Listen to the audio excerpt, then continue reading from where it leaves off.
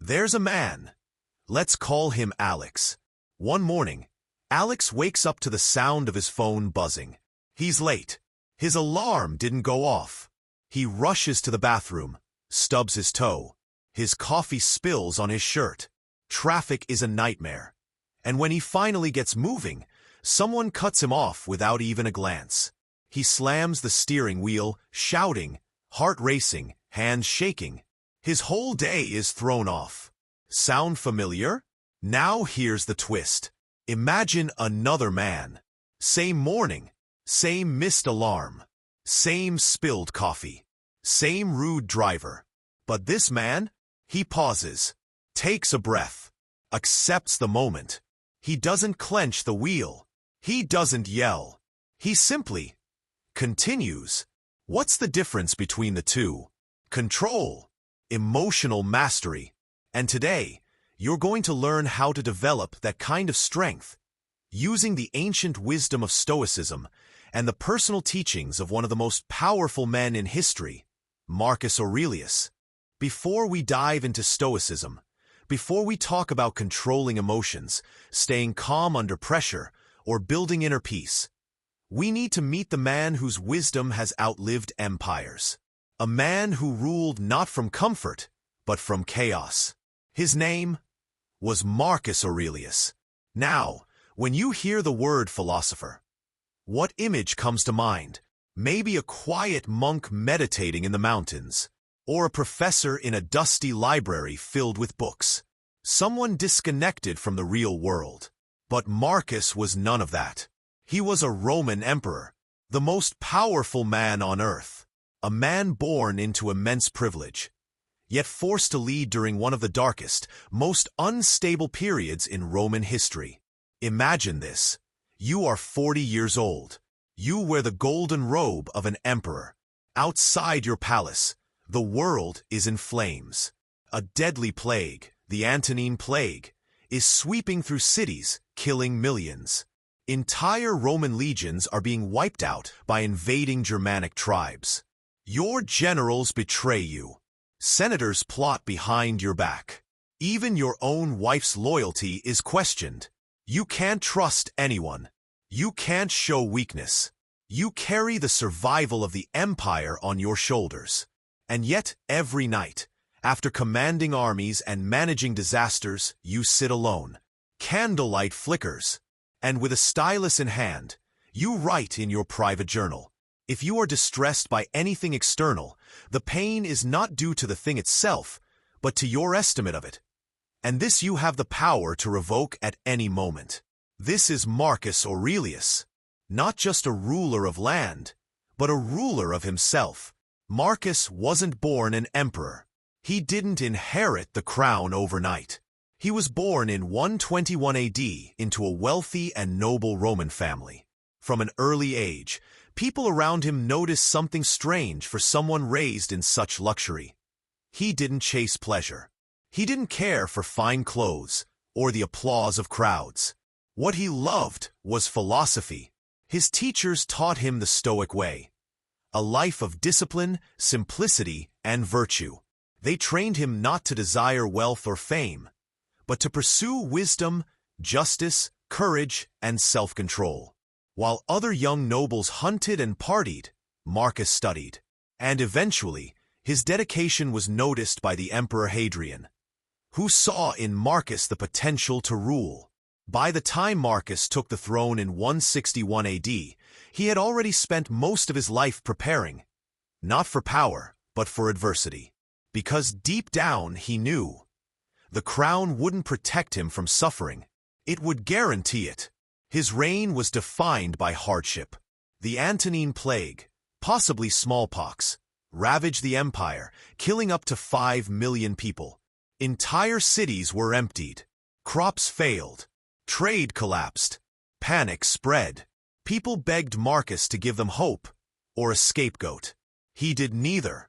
He didn't lie. He didn't blame. He simply continued working, day after day, to manage the crisis with composure. Then came the wars. Rome's borders were under constant threat from Germanic tribes. Marcus spent over a decade leading military campaigns along the Danube River. But don't imagine him in a golden chariot. He slept in tents, ate with soldiers, endured freezing winters and muddy battlefields. He led by example, not emotion. And what about his personal life? His co-emperor and adopted brother, Lucius Verus, was more interested in luxury than leadership, often leaving Marcus to face crises alone. His children were sickly. Of at least 13, most died young. His own son, Commodus, the only one to survive, would later become one of the most violent and corrupt emperors in Roman history, a deep disappointment to everything Marcus stood for. How does a father reconcile with that? How does a man stay calm when his own flesh and blood undoes his life's work? Marcus didn't lash out. He didn't collapse. Instead, he returned again and again to his journal, not to complain, but to remind himself how to live. He wrote things like, "Choose not to be harmed, and you won't feel harmed. Don't feel harmed, and you haven't been. And it is not death that a man should fear, but never beginning to live." Think about that. A man who buried most of his children, who ruled during plague and war, who never had peace, still wrote not with bitterness, but with clarity, patience, and strength. He knew he couldn't control fate, but he could control himself. And that, in the eyes of Stoicism, is the only true power a human being can ever have. Here's the most incredible part. Meditations, the journal Marcus Aurelius kept, was never meant to be published. It was private, just for him. No audience, no fame, no followers, just a man reminding himself, over and over, how to be wise when the world is unwise, how to be calm when the world is chaos. That's why his words resonate today. They weren't written to impress. They were written to survive, to guide, to teach future generations that no matter how much pain you face, you can still choose peace. Now ask yourself, if a man who ruled millions while losing his family, fighting off invasions, and living through a plague, could control his emotions, what's stopping you? Your boss? Your inbox? A rude comment? A traffic jam? No. The truth is, the only thing standing between you and emotional mastery is training. And Marcus left us the blueprint. We'll explore that blueprint in the next sections. But for now, remember this. Marcus Aurelius had everything, and still chose to live simply. He had power over nations, and still questioned himself every night. He had the right to complain, and still chose wisdom over anger. He was not just an emperor of Rome. He was the emperor of himself. And if you follow his path, you can be, too. Why we struggle with emotions today. Let me ask you something honest. How many times this week did you feel anxious for no clear reason? How many moments did you feel triggered by something small, stupid, or completely out of your control? Someone takes too long to reply to your text. Suddenly, you're spiraling. You scroll through social media and see a friend's success. Suddenly, you feel behind. A stranger says something rude, and the rest of your day is poisoned. Why? Why are our emotions so fragile today? Marcus Aurelius lived in a world of swords, plagues, and literal war. Yet he managed to stay calm, deliberate, and composed. We live in a world of soft pillows, streaming entertainment, grocery delivery, and GPS. Yet we're overstimulated, reactive, and emotionally exhausted. The truth? Modern life is not harder than Marcus Aurelius' world, but it is noisier, and it's that noise that's killing our peace. Let's break it down. We live in a hyper-connected, overstimulated, emotionally hijacking society. And most of the time, we don't even notice it. Right now, your phone is probably within arm's reach. Notifications, likes, comments, messages, news, ads. You wake up, check your phone. Go to work, check your phone. Go to bed, still checking your phone.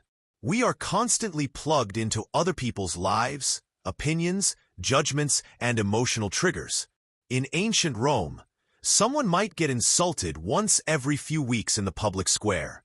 Today, you can be insulted anonymously by 100 strangers on Twitter while brushing your teeth. You are bombarded, not by swords and arrows, but by emotional hooks. And it gets worse. Everything around you is designed to hijack your emotional state, because your attention is valuable. Social media apps know that if they can make you angry, scared, or jealous, you'll stay on longer. That's why your feed is filled with outrage, envy, and fear. Not peace, patience, or wisdom. It's not an accident. It's a business model.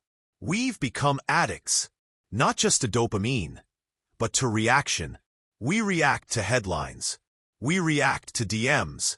We react to traffic, to emails, to people's facial expressions, to what someone might be thinking about us. We're constantly reacting, rarely reflecting, and Marcus Aurelius would have warned us. Nowhere can man find a quieter or more untroubled retreat than in his own soul. But how many of us ever go inward anymore? Let's get personal. Have you ever lost sleep over something you said hours ago? Ever avoided a conversation because of how it might feel? Ever snapped at someone you love? Not because they deserved it, but because your emotions were already frayed? This is not weakness. This is modern life untamed. Marcus understood something we've forgotten. Emotions are not enemies, but they are wild animals. If you don't tame them, they will control you. Now here's the most dangerous myth we've been sold. Follow your emotions. Sounds romantic, right? Authentic? Human? But think about it. What happens if you follow anger? If you follow jealousy? If you follow insecurity? Do those things ever lead you to peace? Emotions are signals, not steering wheels. And Stoicism teaches us to read the signal, but not be ruled by it. Marcus Aurelius was constantly surrounded by pressure. Life or death decisions, betrayals, chaos. But he never said, "I just go with my gut." He said, "Don't give circumstances the power to rouse anger, for they don't care." What wisdom! What clarity! The world doesn't care if you're offended. The world doesn't care if you're sad or angry or emotionally flooded. The world just keeps spinning. So instead of demanding the world change, the Stoics trained themselves to be unshakable within it.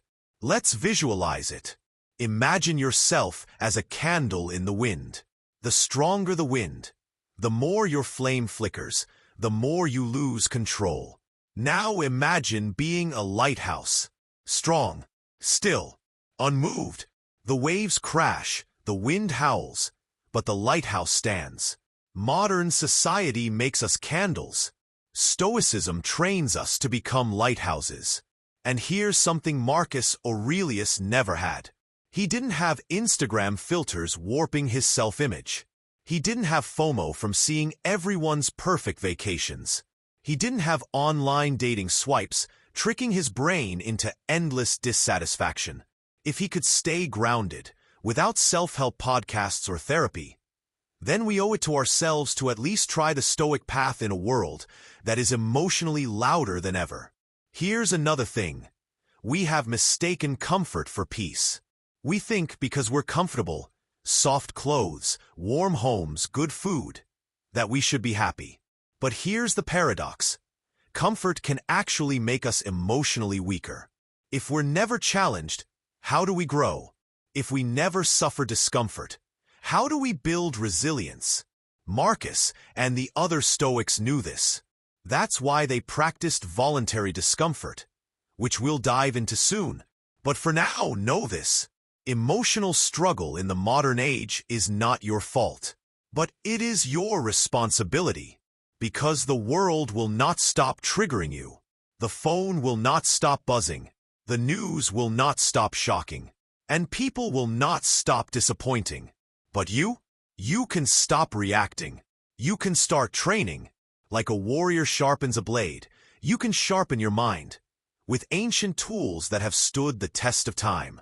And that's exactly what we'll explore in the next chapter. The dichotomy of control, the first key to emotional mastery. Picture this. You're walking through a storm.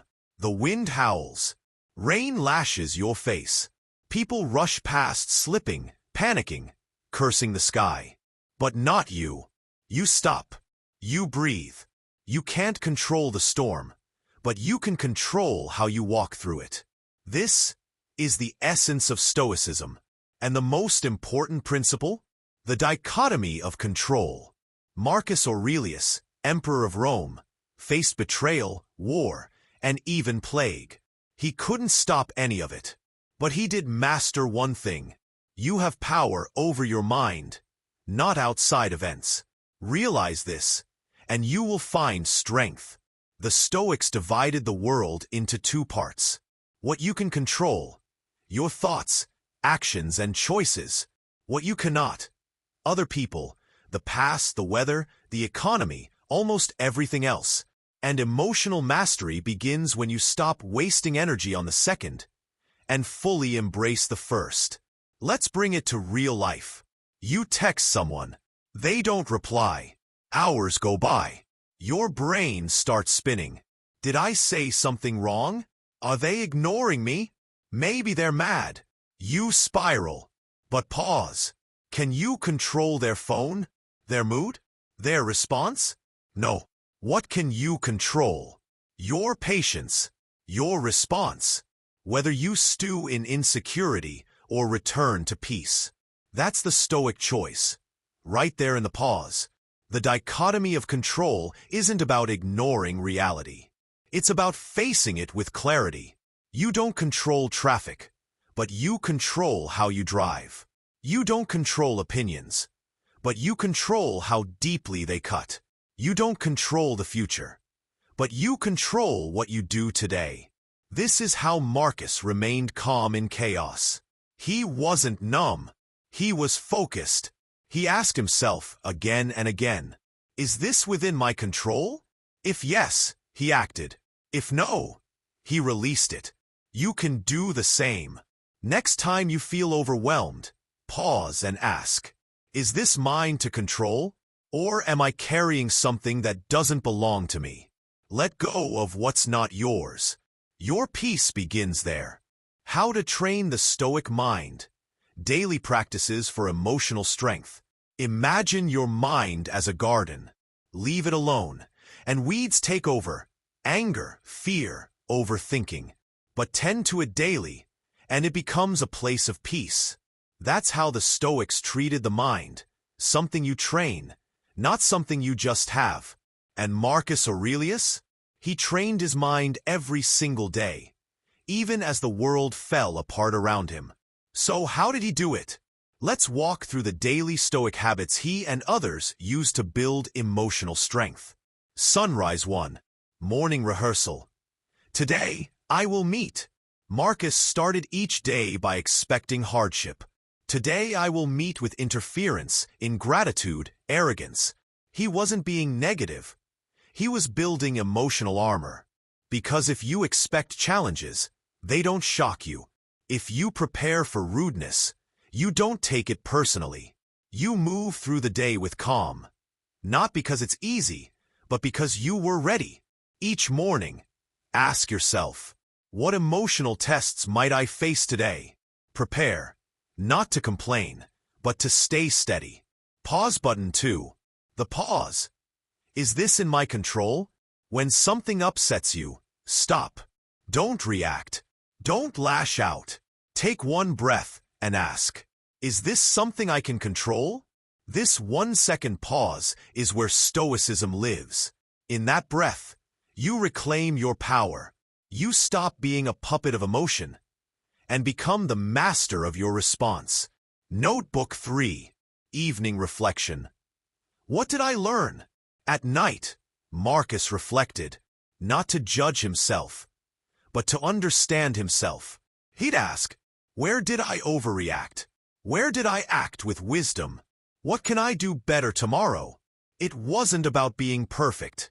It was about becoming more conscious. A simple journal entry, just a few honest sentences, can turn your day into a lesson. Snowflake 4. Voluntary discomfort. Train the mind with little hardships. The Stoics believed comfort makes the soul soft. So they practiced discomfort, sleeping on the floor, skipping a meal, taking cold baths, not for pain, but for resilience. Because if you can face little discomforts by choice, you'll face big discomforts in life with strength.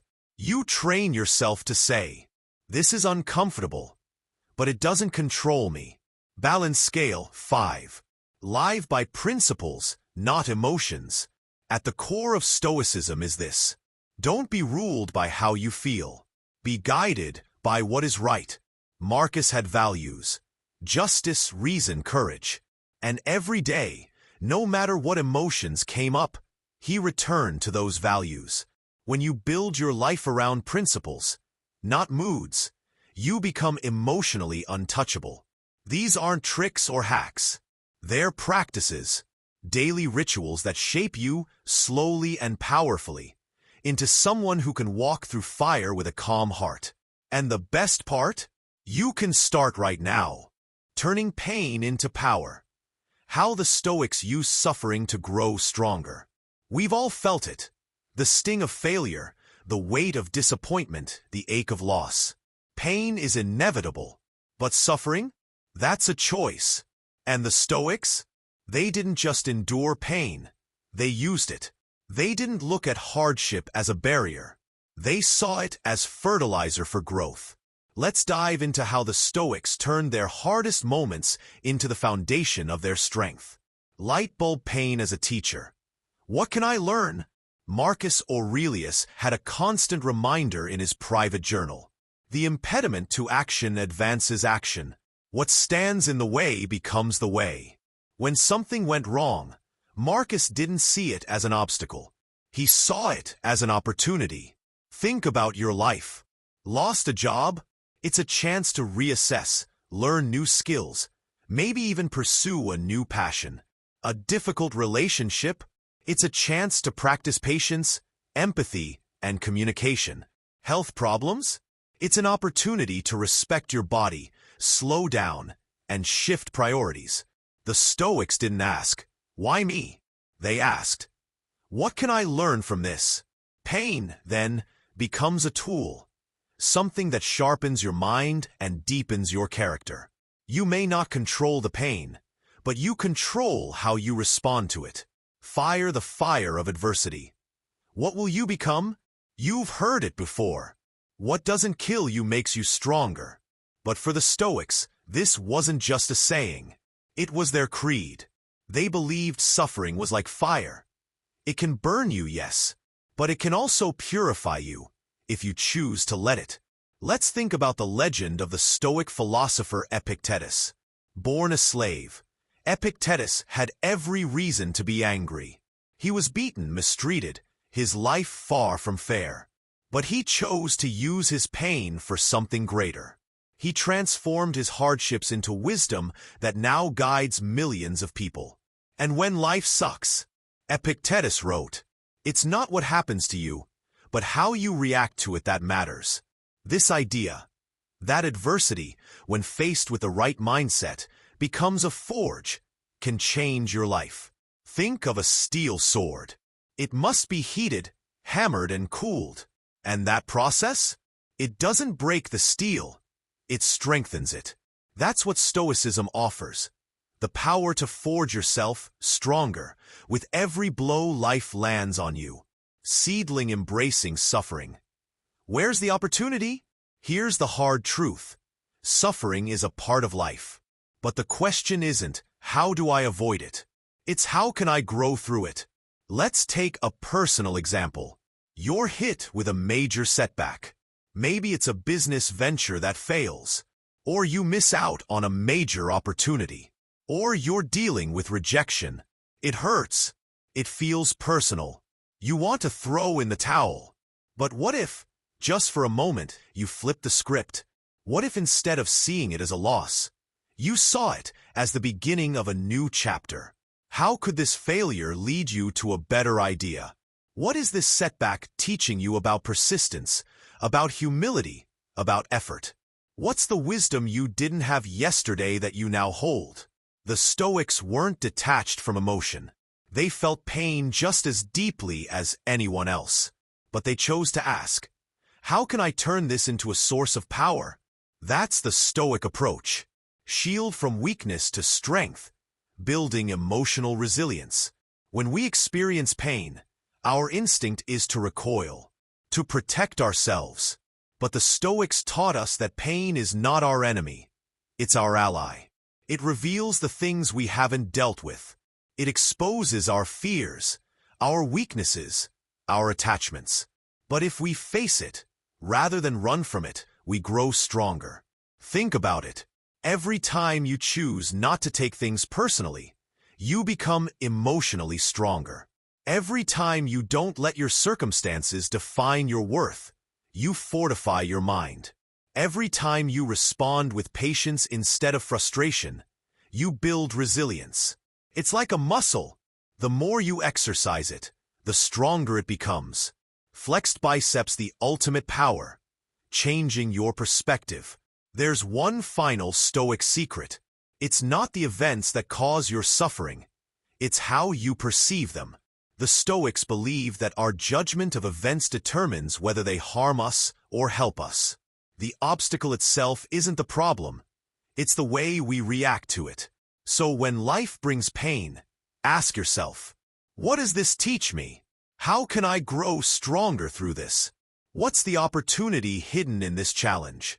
That's the Stoic way, and it can transform even your deepest suffering into your greatest strength. If you found these Stoic practices helpful, imagine how much more you can achieve by applying them to your daily life. The path to emotional mastery, lasting happiness, and true inner peace is within your reach. All it takes is one step at a time. So, here's my challenge to you. Start today. Pick one Stoic principle. Whether it's mastering your emotions, embracing suffering as growth, or focusing on what's within your control, and begin to apply it. Your future self will thank you. If you enjoyed this video, don't forget to like, subscribe, and hit the bell so you never miss a chance to learn how to live a more intentional, fulfilling life. And I'd love to hear your thoughts. Drop a comment below. Which Stoic practice are you going to start with? Or do you have a favorite Stoic quote that keeps you grounded? Keep growing, keep learning, and as the Stoics say, live according to nature. I'll see you in the next video.